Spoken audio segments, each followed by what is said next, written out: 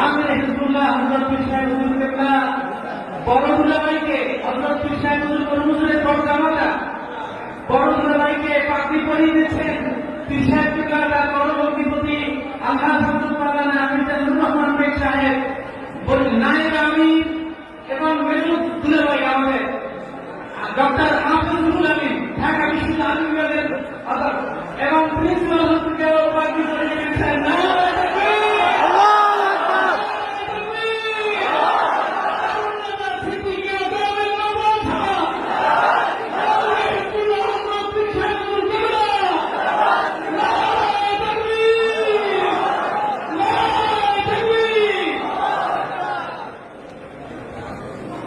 Amen.